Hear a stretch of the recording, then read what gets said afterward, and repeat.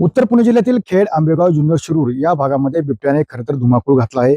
अनेक अन्य प्राणी असतील किंवा मानव असेल यांच्यावर हल्ले करून त्या ठिकाणी बिबट्याचा धुमाकूळ खरं तर पाहायला मिळतोय. सरकारकडनं सुद्धा या ठिकाणी बिबट्यांचे जे हल्ले आहेत ते रोखण्यासाठी प्रयत्न केले जातात. मात्र एकंदरीत ज्या पद्धतीने पाहिलं की बिबट्यांची जी संख्या आहे ती रोखणं आणि बिबट्यांचे हल्ले थांबवणं हे सरकारपुढे एक मोठं आव्हान बनलेलं आहे. हे आव्हान खरं तर कशा प्रकारे असणार आहे? आपल्यासोबत वन्यजीव रक्षक समितीचे सदस्य आपल्यासोबत आहेत. खरं तर अधिवेशन सुरू आहे. अधिवेशनामध्ये मंत्री आहेत त्यांनी खरं तर 1 कोटी रुपयाच्या शेळ्या त्या ठिकाणी जंगलामध्ये सोडणार असा कुठेतरी प्रस्ताव मांडलाय. जेव्हा बिबट्यांचे पोट भरेल त्यामुळे बिबटे मानवावरती हल्ले करणार नाही असा त्यांनी प्रस्ताव सादर केला. आणि बिबट्यांना खाद्य पुरवलं पाहिजे सध्याची जी परिस्थिती आहे ती. परंतु जंगलात शेळ्या सोडणे हा मला थोडासा अव्यवहारी निर्णय वाटतो. कारण की मुळात जी शेळी आहे ती काय वन्य प्राणी नाही, तो पाळीव प्राणी आहे आणि तो जंगलात ऍडजस्ट होऊ शकणार नाही. आणि दुसरं असं आहे की आज जर आपण ह्या जंगलात पाहिलं, या ठिकाणी जर पाहिलं डोंगरामध्ये, तर जे काही शिकार करणारे लोक आहेत ते ससे मोर हे सुद्धा सोडत नाहीत. तर शेळी बिबट्यापर्यंत पोहोचणारच नाही मुळात. त्यामुळे मला असं वाटतं की शेळीच्या ऐवजी तुम्ही दुसरा काहीतरी विचार करा. उदाहरणार्थ तुम्ही जर सशांचं पालन केलं तर ससा हा नाही म्हटलं तरी थोडासा जंगली प्राणी आहे. तो राहू शकतो. आणि बकरू कसं आहे, शेळी कसं आहे, ती माणसं लगेच जाऊन कॅच करू शकतात. ते काही हरणासारखं फास्ट पडू शकत नाही. पण ससे किंवा जे इतर प्राणी आहेत ते माणसांच्या हाती तसे लागणार नाही आणि बिबट्यांना मिळू शकतात. त्यामुळे कदाचित हा निर्णय योग्य राहील की.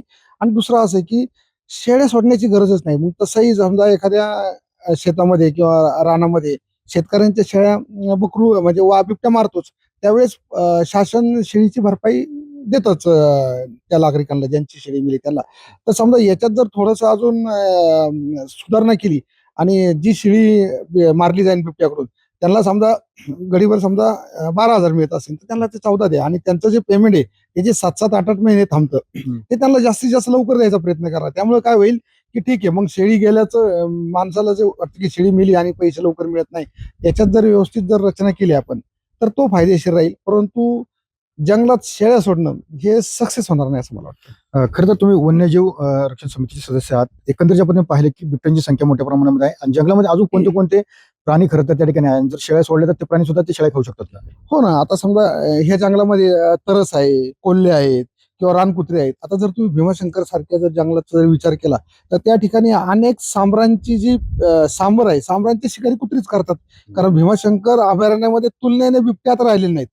त्यामुळं तिथं प्रॉब्लेम असा आहे की जी गाव कुत्रे असतात ती दिवसभर रानात भटकतात. ती रानात मूळतः भेकर किंवा सांबर आहे यांच्या माद्या किंवा लहान पिल्लं यांची सर्रास शिकार करतात. आणि त्यांना काही त्रास नाही कारण ते परत दिवसा शिकार करून रात्रीचे परत मनुष्य वस्तीत येतात. त्यामुळं ऑलरेडी सांबर आणि भेकरासारखे प्राणी पण कुत्र्यापासून असुरक्षित आहेत. त्यामुळं शेळ्यांतर अवघड आहे. आणि या ठिकाणी पण पाहतो रानामध्ये आणि कुत्री एकत्र होऊन शेळ्यांची शिकार करतात. त्यामुळे बिबट्यापर्यंत शेळी पोहोचणारच नाही असं मला वाटतं. ज्या पद्धतीने पाहिले अधिवेशन सुरू आहे आणि त्या ठिकाणी जुन्नरचे आमदार शरद सोनवणे यांनी खरं तर सरकारचं लक्ष वेधण्यासाठी ड्रेस प्रदान केला. बिबट्याचं त्या ठिकाणी लक्ष वेधून घेतलं. त्यांच्या म्हणण्यानुसार ज्या पद्धतीने पाहिले की या ठिकाणी 2 रेस्क्यू टीमचे जे ऑपरेशन आहे ते केलं तर बिबट्यांच्या आणि हल्ल्यांवरती काय परिणाम होऊ शकतो का?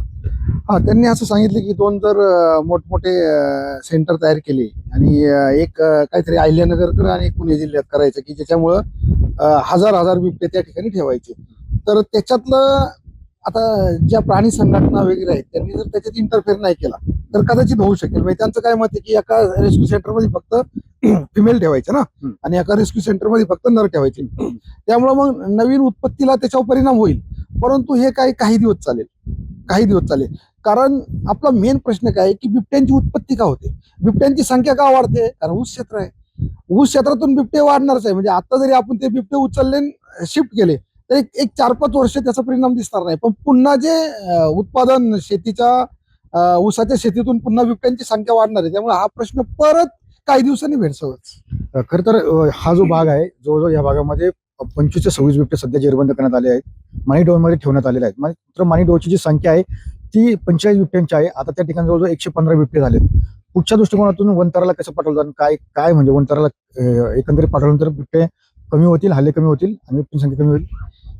ऐका ना, जसं आपण म्हणतो ना हे रेस्क्यू सेंटर तयार करायचे त्या ठिकाणी बिबटे द्यायचे, त्याच्यातलाच एक भाग आहे की वनतारा. आता वनतारांनी किती फक्त 50 बिबटे मागितले आणि पहिला आता त्यांना फक्त 10 बिबट्यांचा जथ्था पहिला जाणार आहे.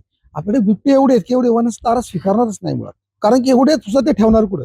एवढे जर ठेवले तर अंबानीला चिकनचं दुकान बाहेर टाकून बसावं लागेल, म्हणजे शक्य होणार नाही ते. त्यामुळं आणि हे जरी समजा शिफ्ट केले तर पुन्हा बिबट्यांची उत्पत्ती होणारच आहे. त्यामुळे आपल्याला बिबट्यांची संख्या कंट्रोल कशी करता येईल? बघा, बिबट्याचा हल्ल्याचं प्रमुख कारण काय आहे की ऊस शेती. हे पहिले समजून घ्या. ऊस शेती का? तर ऊसामध्ये बिबट्या कंपड आहे, त्याची जी समजा बिबट्याला 2 ते 4 पिल्लं होतात, ती सर्वच्या सर्व जगली जातात त्या ठिकाणी. त्यामुळे काय होतं की बिबट्यांची संख्या वाढते, तुलनेने त्या ठिकाणी जे खाद्य आहे ते त्यांना कमी पडतं आणि मग ते खाद्य कमी पडल्यामुळे ते बिबटे मानवी वस्तीत येतात. आता पिंपरखेडचं काय आहे की पिंपरखेडला आम्ही जे स्वतः फील्डवर होतो त्या ठिकाणी असंच ते लोक सांगत होते की या ठिकाणी रानडुकर पहिली खूप होते, आता रानडुकर राहिलीच नाही, बिबटे वाढलेले आहेत, कारण त्यांना ते वातावरण कंपड आहे आणि मग त्यांचं खाद्य कमी पडल्यामुळे ते इकडे हल्ले करतायत.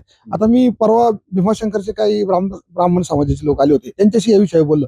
ते पण म्हटले की पूर्वी आम्हाला भीमाशंकर जंगलात रानडुकराचे कळप दिसायचे की तुलनेने पहिल्यासारखे दिसत नाहीत, किंवा इथं जे आमचे डोंगर भाग आहेत येळं वगैरे या ठिकाणी पण जे रानडुकराचे कळप दिसायचे ते दिसत नाही. म्हणजे काय झालं, बिबट्यांची संख्या वाढलेली आहे आणि त्यांचं खाद्य आणि त्यांचे बिबटे यांच्यातला समतोल हा डिस्टर्ब झालेला आहे. त्यामुळे बिबट्यांची संख्या वाढलेली आहे. आता हे बिबटे आपण शिफ्ट केले, सोनवणे म्हणतात ते बरोबर आहे, समजा हजार बिबटे शिफ्ट केले तर तात्पुरता याच्यावर कंट्रोल राहील, पण पुन्हा ऊस स्थिती आपल्याला बिबट्यांचं प्रोडक्शन पुन्हा पाठवणारच आहे आणि पुन्हा 5 वर्षांनी हा प्रश्न निर्माण होणारच आहे. तुम्ही म्हणाल की बिबट्यांची संख्या कमी केली जाईल. दुसरा एक पर्याय सरकारने काढला की नसबंदी केला तर याच्यावरती कंट्रोल राहील का? नसबंदीने बऱ्यापैकी कंट्रोल राहीलच, परंतु आता आपण तो पाहिलं की जो नसबंदीचा निर्णय आहे, त्याच्यामध्ये असं सांगितलं की ह्या जुन्नर वन विभागामध्ये 5 बिबट्यांचीच नसबंदी होणार. म्हणजे त्यांना ते एक विशिष्ट इंजेक्शन औषध देऊन त्यांचं जे मादीचं जे मातृत्व आहे ते थांबवलं जाईल किंवा त्याच्यावर ते काम करेल.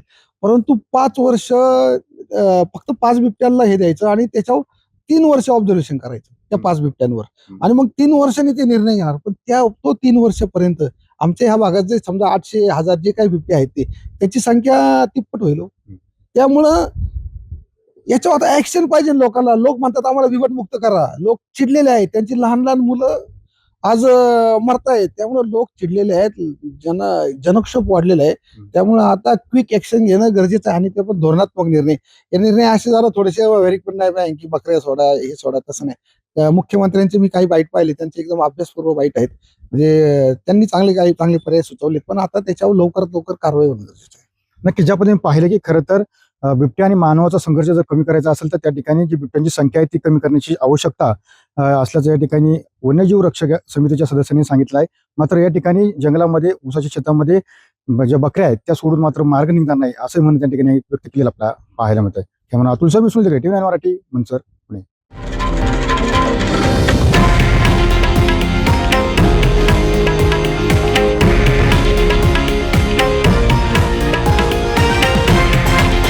हे आहे देशातील नंबर 1 न्यूज नेटवर्क आणि आपण पाहत आहात TV9 मराठी, एकमेव.